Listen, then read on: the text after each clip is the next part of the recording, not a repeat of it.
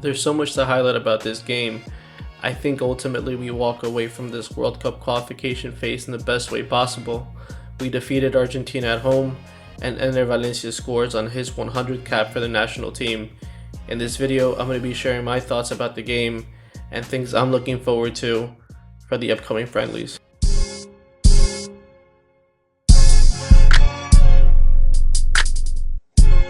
From the start of the game, we did a fantastic job in being the team in the driver's seat.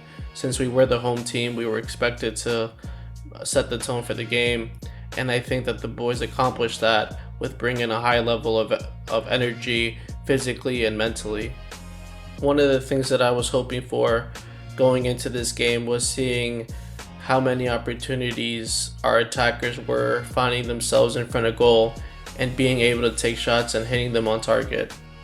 When you compare the opportunities that we've had in the past games compared to this one, I think that we can come to the conclusion that today was a success. Nilson Angulo had a shot that was actually a good shot, and I don't think many keepers would be able to block that, but Martinez did. And then Valencia had a few opportunities. In one of those, he had, I think, a bad finish. He hit it right toward the goalkeeper. But then what ended up leading to the penalty kick, or I should say actually the red card that Otamendi got, was a breakaway where he found himself close to being in front of goal and Otamendi takes him down. So those are kind of things that I was looking for and hoping to see. I thought that those would be signs of progress, and considering the defense that Argentina has,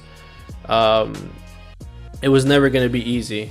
If you found these opportunities maybe against Bolivia or some other weaker team in the continent, then I wouldn't give it much weight, but it being Argentina made things so much better. I also thought we did a good job in reading out the opponent as we moved the ball forward. Yes, we had long balls, but we didn't only try to play long balls.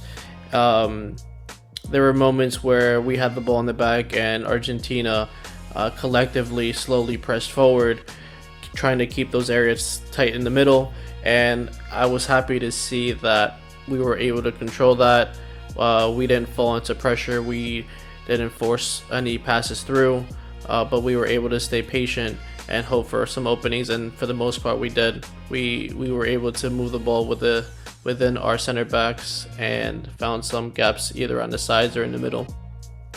Towards the end of the first half, we managed to get a penalty kick that came from Preciado doing what he was doing for most of the first half, making aggressive runs behind the defensive line, where in one of those he got elbowed in the face and allowed Ener Valencia to get a goal on his 100th appearance for the national team.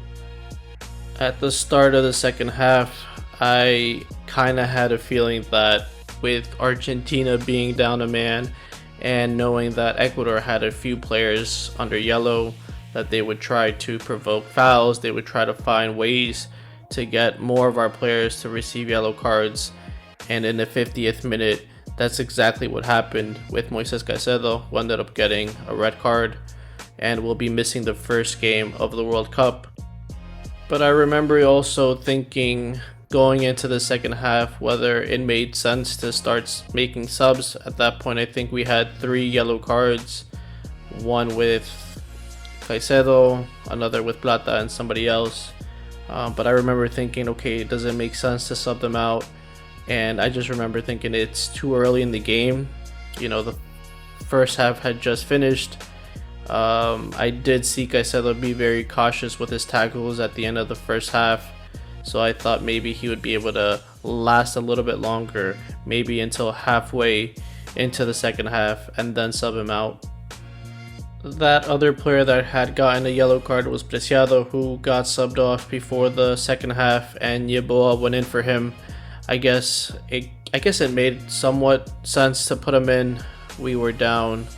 Argentina was down 1 man, so we could kind of negotiate a little bit and try to keep that intensity high up there with Yeboah, which ultimately I don't think ended up working out to the way we wanted. Yeboah was never into the game. He struggled with, I think, even controlling a few balls and a few passes. After the red card that Moises Caicedo got, I think the manager realized that he should probably add someone to try to control the middle, someone that can add a little bit of quality to the middle. So he subbed in Kendry Páez for Ener Valencia. And again, that was another sub that on paper, I guess it makes sense, but it just didn't come it didn't give the result that we wanted. I think that while, Páez knows how to read the game and for the most part is technically above the rest, there were times where I think that he slowed down the game too much and maybe was nervous when put in situations where he had to defend or had to clear the ball. There was a few clearances where he just ended up giving to the other team, or his decision making in transitions weren't good. The other substitution that was made along with Páez was Alcivar for Nilson Angulo. At this point, I don't remember Nilson Angulo being very threatening as he kind of was in the first half. So I guess logically this kind of made sense. We were 10v10 and the manager took out a player that just wasn't the same anymore and just decided to go a little bit more defensive. Alcivar might have had a better game now versus Argentina than how he played versus Paraguay. And I say this because I have in mind that breakaway where he sets up Kevin Rodriguez from an interception and Kevin doesn't score. But I think what keeps me 50-50 on Alcivar is that he doesn't always live out the play. Like, for example, maybe he'll be able to take the ball away from someone, but he doesn't fully keep possession of it. Like, he ends up losing it sometimes. So, or even in interceptions, like he'll intercept the ball, but then, what he does with it doesn't always continue with the progress of the play that we want to create. So I don't think he's always, like, his initiative is good, but I don't think he's technically there or physically there at some points too. So at this point, it was mainly a 10v10 going forward, and Argentina added to their attack. Luckily, we had Vite on point for the whole game. He was always able to match the intensity, even being one man down or playing with less players on the field, I should say.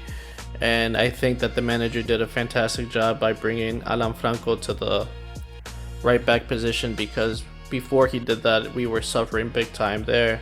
So that ended up making a big impact in the game. So it was a big gambling game at this point. We saw Argentina take more of the initiative and trying to keep possession in Ecuador's half of the field. And by doing that, they thought that maybe they can rest, they can control the game, and just try to gamble with the attacking options that they added. And on the other hand, Ecuador decided to kind of play of a lower block and also not give too many spaces, because of, you're playing less players, you have more spaces. But they try to play a little bit safe and just try to get them on the counters, which, it was just a style that they decided, and in the end, I guess it paid off. I don't think that just because they were defending the whole time, it was a bad display. No, because there were moments that we went out and we made some good passing combinations. So it clearly showed that if we wanted to propose a little bit more, we had the quality and talent to do so. So in the end, it was just a battle of those styles and seeing if maybe one team got lucky. Ultimately, I think Argentina got lucky to not concede, because ultimately we had that breakaway with Kevin Rodriguez and he didn't finish the way he was supposed to. While on our side, I don't think Argentina managed to get a clear shot on goal. In closing, I just want to highlight that a game versus Argentina is never going to be easy. The biggest thing is that we didn't play them in Quito. We played them in Guayaquil. When both teams had 11 men, I think we were superior. And when both teams had 10 men, I think we played smarter. I think gambling on having a lower block and then playing off of those counters was much better, because while Argentina tried to propose more and try to play on our half more, it gave up spaces in the back. And yes, they controlled the game, so they were able to rest and prepare for those quick sprints back if they had to. But I think that led us to having clear opportunities where Argentina didn't have it. And like I said, there were moments that we took the initiative and started making some combination plays, and we dominated. We kept Argentina chasing the ball, and that was all without Moises Caicedo.